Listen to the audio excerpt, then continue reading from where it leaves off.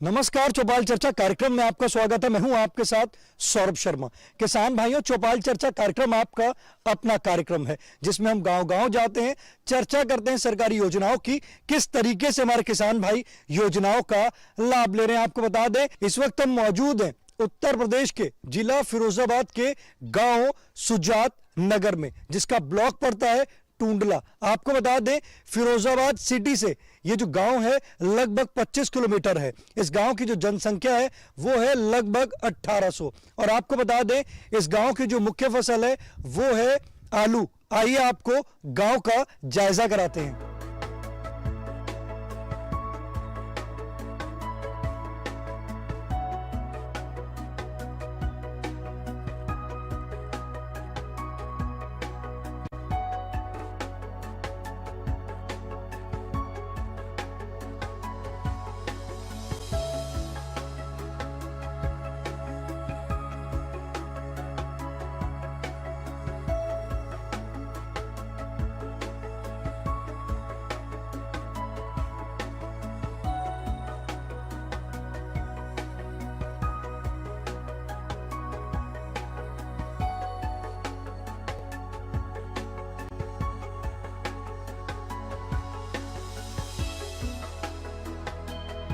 जोरदार तालियों के साथ कार्यक्रम की शुरुआत करते हैं। इस वक्त हम मौजूद हैं गांव सुजात नगर में, जिसका जिला पड़ता है फिरोजाबाद। आपको बता दें, आज हम बात करेंगे परंपरागत कृषि विकास योजना के बारे में।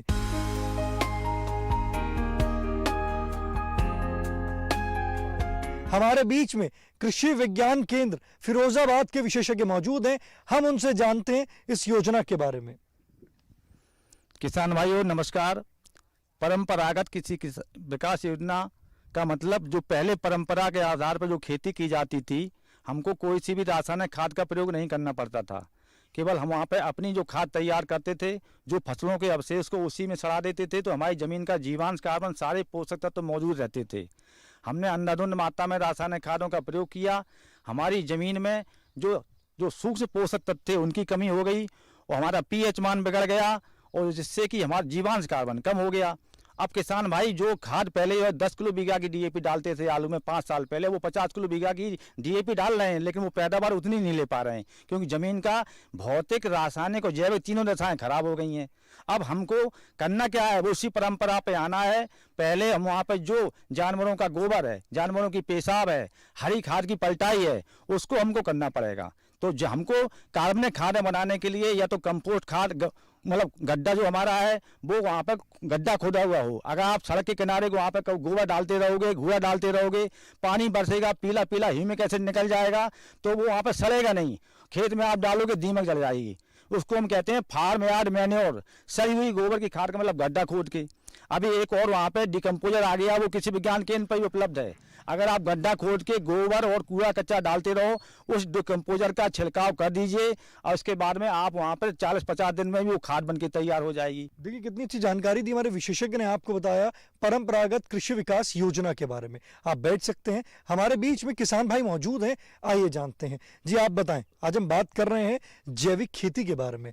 आप जैविक खेती करते हैं? जी बताइए, किस प्रकार से आप जैविक खेती करते हैं? मैं इसको जैविक खेती न बोल के गौ आधारित खेती कहना बेहतर समझूंगा, क्योंकि गाय का और प्रकृति का और खेती का एक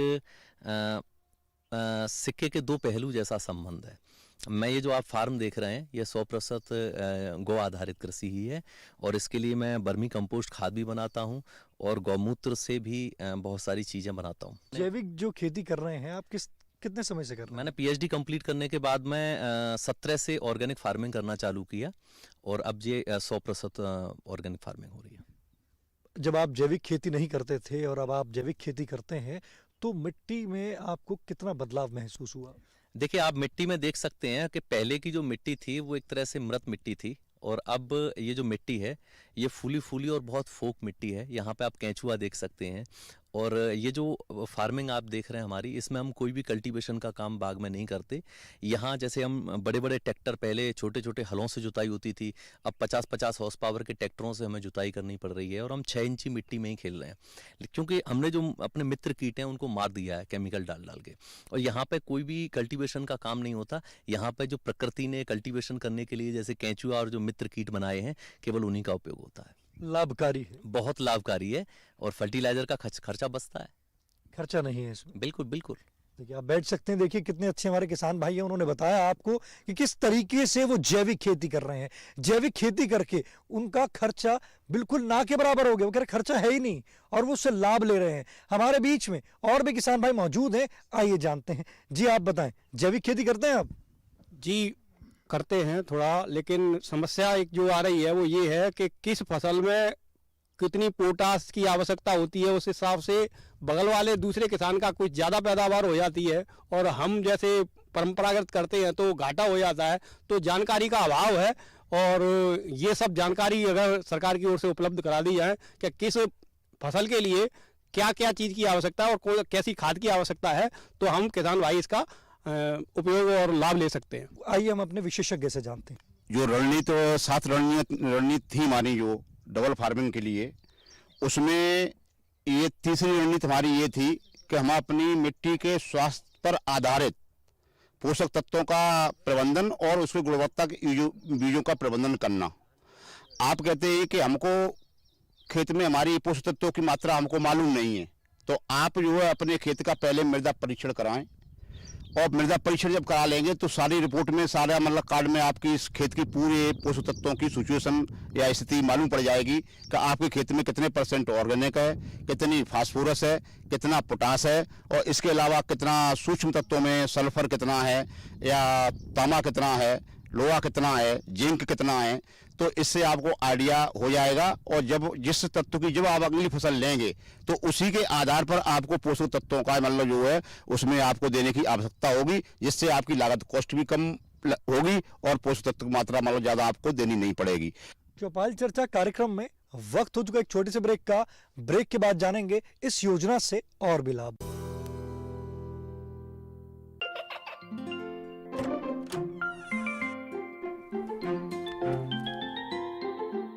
ये क्या हो रहा है? काशवी, इतने कम मार्क्स? काशू बेटा पढ़ा करो, पढ़ोगी नहीं तो आगे कैसे बढ़ोगी? मम्मा मैं भी तो आपसे यही कहना चाहती हूँ, पढ़ा करो। आप पढ़ोगे नहीं तो आगे कैसे बढ़ोगे? मतलब? वो देखो। सिर्फ बैक पर छपा ऑर्गेनिक नहीं, ऑर्गेनिक का निशान पहचाने। पीजीएस ऑर्गेनिक का ये लोगो उन किसानों की पहचान है जो आज भी परंपरागत विधि से रसायन मुक्त खेती कर आपके लिए शुद्ध फसल उपजा रहे हैं। अब समझे मम्मा, अगर मैं प्योर ऑर्गेनिक फूड नहीं खाऊंगी तो अच्छे मार्क्स कहाँ से लाऊंगी? अच्छा बच्चों, जैविक खेती की इस मुहिम को आगे बढ़ाइए, शुद्ध ऑर्गेनिक अपनाइए।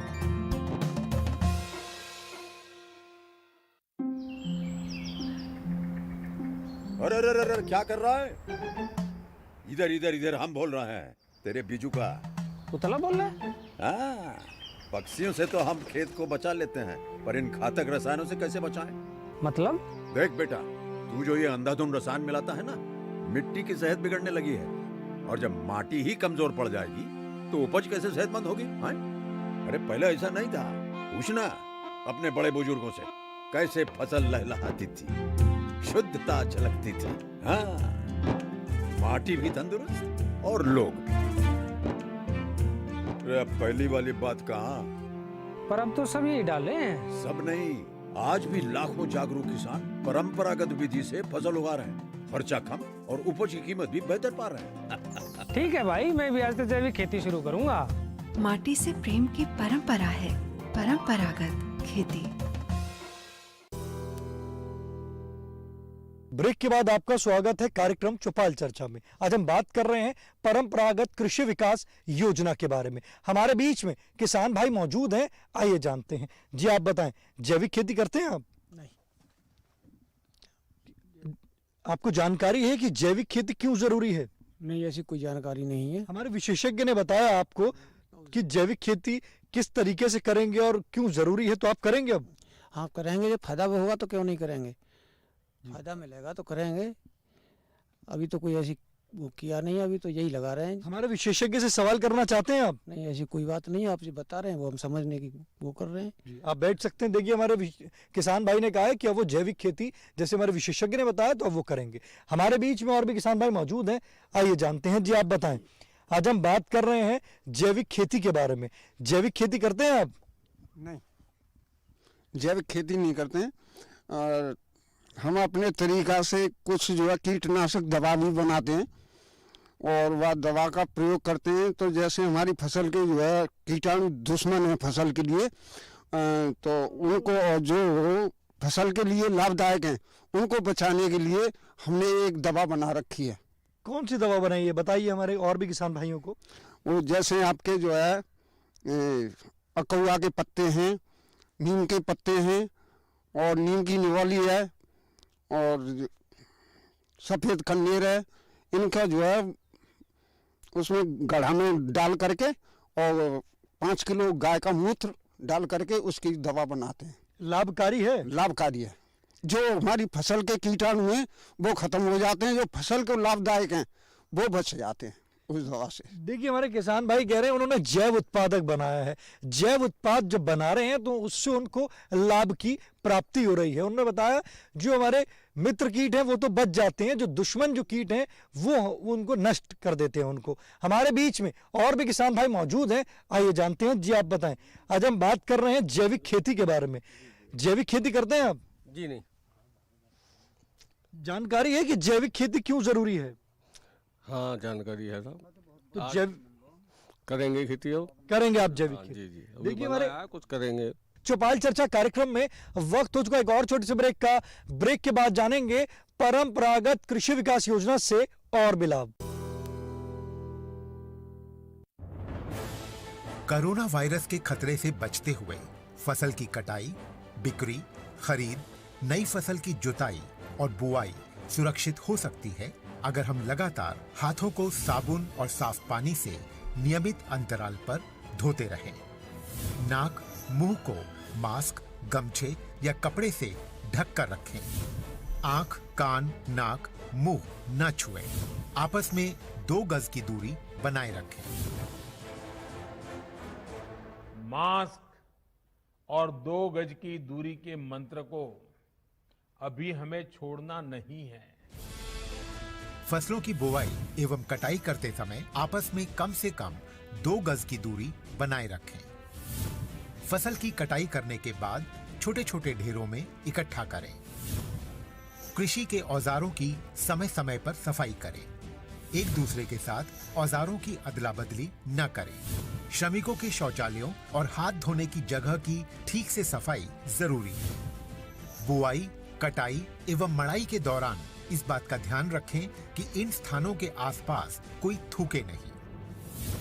कंबाइन, हार्वेस्टर, थ्रेशर, जुताई और बुआई की मशीनों को इस्तेमाल से पहले साफ करें। मशीनों के इस्तेमाल से पहले और इस्तेमाल के बाद हाथ साबुन से साफ करें। वाहनों, बोरियों, थैलियों और पैकिंग के दूसरे सामान की साफ सफाई पर भी खास ध्यान दें। खरीद केंद्र पर आने से पहले किसानों एवं श्रमिकों की जांच। खरीद केंद्रों पर भीड़ न लगाएं एवं किसानों को बारी बारी से बुलाएं।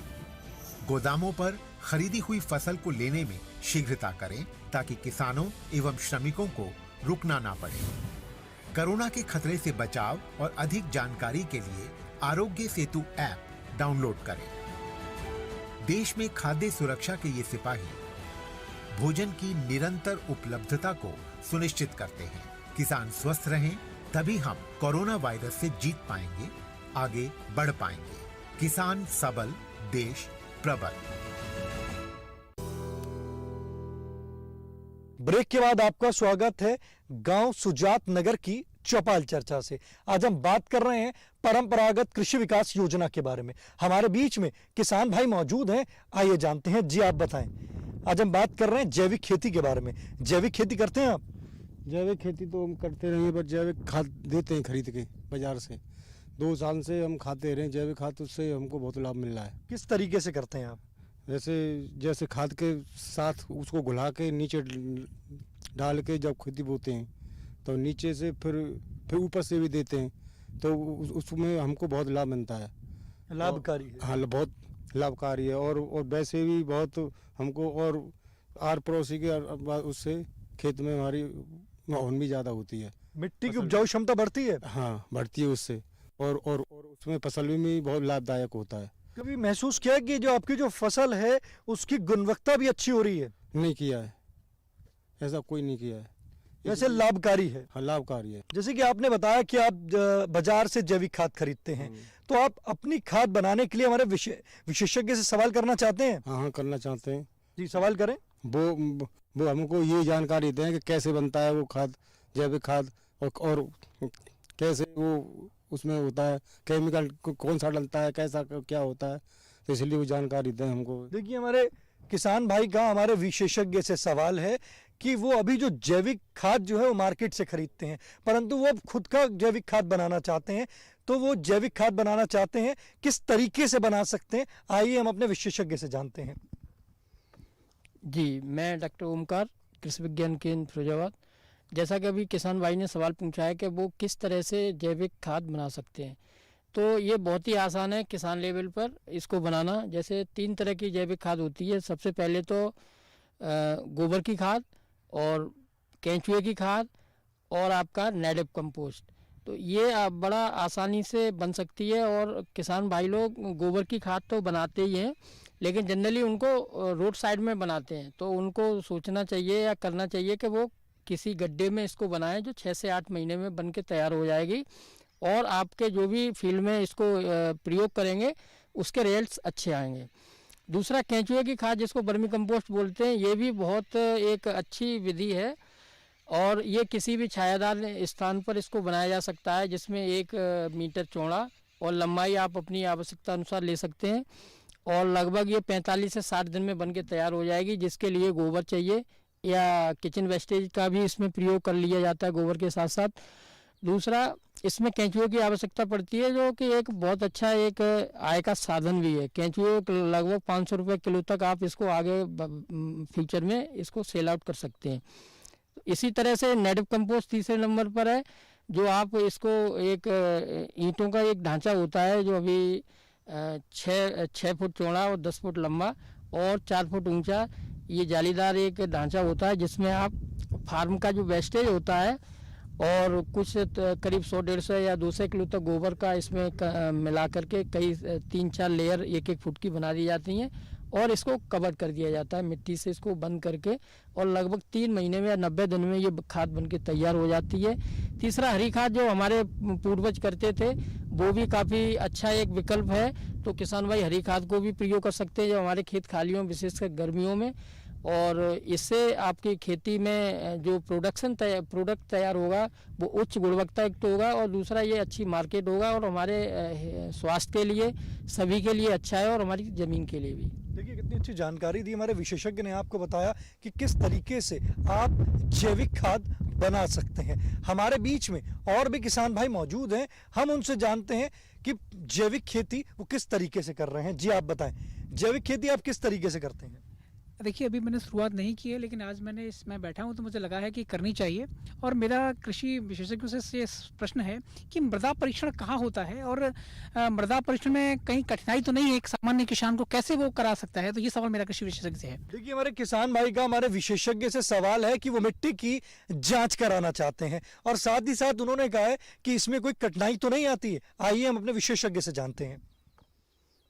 जी, जैसा कि अभी किसान भाई ने सवाल पूछा है कि मृदा परीक्षण कहाँ पर किया जाता है, तो इसके कई जगह मृदा परीक्षण किया जा सकता है, और जैसे सबसे मुख्य जो इसका सोर्स है वो उप कृषि निदेशक कार्यालय है, वहाँ एक मृदा परीक्षण प्रयोगशाला है, वहाँ पर भी। दूसरा, जिले में 2-3 जगह और मृदा परीक्षण प्रयोगशाला हैं तहसील लेवल पर, वहाँ पर भी आप करा सकते हैं। तीसरा, जैसे आगरा आपके नज़दीक है, तो आगरा में एक चंबल फर्टिलाइजर है, उनके माध्यम से भी इसका मृदा परीक्षण किया जा किया जा सकता है। और चौथा, जो आपके बिल्कुल नज़दीक हमारा कृषि विज्ञान केंद्र है, वहाँ पर भी हम लोग मृदा परीक्षण का कार्यक्रम करते हैं। इसमें कोई शुल्क लगता है? नहीं, इसमें हमारे यहाँ कृषि विज्ञान केंद्र में कोई शुल्क नहीं है, और दबरई पर 7 रुपये शुल्क लगता है, जो सरकारी गवर्नमेंट की रेट है। और अगर कोई जब सॉइल टेस्टिंग का जब प्रोग्राम चलते हैं मृदा परीक्षण के, तो उस समय निःशुल्क की जाती है, जो कि हो सकता है आपके गांव में भी हुआ होगा। ग्रिड वाइज, ग्रिड सिस्टम से उसके कई चरण चल चुके हैं। 2019 तक इसके लगभग सैचुरेट पूरा जनपद हो चुका है। हो सकता है आपके यहाँ भी इसका काम परीक्षण हुआ हो। तो आप चंबल फर्टिलाइजर, जिले पर फिरोजाबाद, हमारे कृषि विज्ञान केंद्र पर, और नज़दीक में एक जो छलेसर में centre soil and water conservation research centre है, वहाँ पर भी आप इसका मृदा परीक्षण और जल का परीक्षण करा सकते हैं, लेकिन उसमें शुल्क है सर। जी, लगभग 150 रुपये प्रति सैंपल का शुल्क है। हमारे एक किसान भाई का ये भी सवाल था कि कोई कठिनाई तो नहीं आएगी इसमें? नहीं, इसमें कोई कठिनाई नहीं है। इसका आप नमूना अच्छी तरह से नमूना लें, किसी भी खेत का या फील्ड का 5 जगह से, उसको कलेक्ट करके उसमें अपना पता, किसान का नाम, फ़ोन नंबर, गांव का नाम और उसका खेत की पहचान, अपना आधार कार्ड, मोबाइल नंबर एक कपड़े की उसमें ले करके थैले बैग में, और उस पर लगा करके आप कहीं भी इसका जमा करके 10 से या 15 दिन में आपको रिपोर्ट प्राप्त हो जाएगी। देखिए कितनी अच्छी जानकारी दी हमारे विशेषज्ञ ने। आप बैठ सकते हैं, हमारे बीच में और भी किसान भाई मौजूद हैं, आइए जानते हैं। जी आप बताएं, क्या सवाल करना चाहते हैं? मैं ये पूछना चाहता हूँ कि जैसे किसान भाइयों को थोड़ी जानकारी का अभाव रहता है, और जानकारी के अभाव में वो परंपरागत खेती को नहीं करना चाहता। अगर इसको कोई रोजगार के रूप में करना चाहे, कंपोस्ट खाद, डर्मी कंपोस्ट खाद बनाना चाहे, क्या इसके लिए लोन की सुविधा सरकार की ओर से या अनुदान की सुविधा हो सकती है, या सरकार दे रही है? देखिए हमारे किसान भाई का हमारे विशेषज्ञ से सवाल है कि वो अगर कंपोस्ट खाद या अन्य खाद, अगर इस जैविक खाद बनाना चाहते हैं, तो इस पर क्या उनको सरकार द्वारा कोई सब्सिडी मिलती है? किसान भाई का सवाल तो बहुत अच्छा है, लेकिन इस पे अनुदान का सरकार की तरफ से कोई योजना नहीं है। देखिए कितनी अच्छी जानकारी दी हमारे विशेषज्ञ ने। आज आपको बताया परंपरागत कृषि विकास योजना के बारे में। आज के चौपाल चर्चा कार्यक्रम में बस इतना ही। फिर होगी आपसे मुलाकात एक नए गांव, एक नए विषय के साथ। तब तक हमारी पूरी टीम को दीजिए इजाजत। आप देखते रहिए दूरदर्शन किसान। नमस्कार। चौपाल चर्चा कार्यक्रम को अब आप YouTube चैनल पर भी देख सकते हैं। टीवी पर दिए गए QR कोड को स्कैन करें।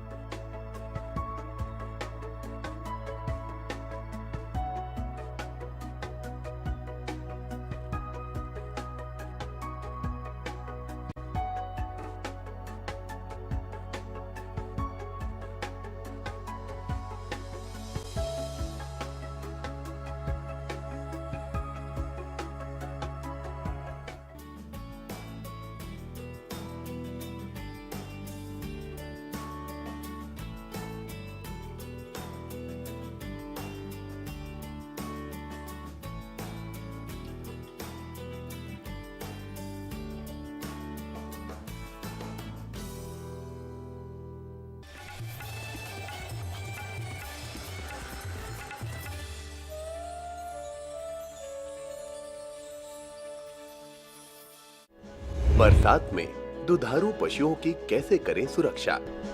बरसात में जब पशुओं को हो संक्रमणों का खतरा, कैसे रखें ख्याल? कौन सी बरतें सावधानियां? जानिए देश के मशहूर विशेषज्ञ से। हमारे टोल फ्री नंबर हैं 1800 11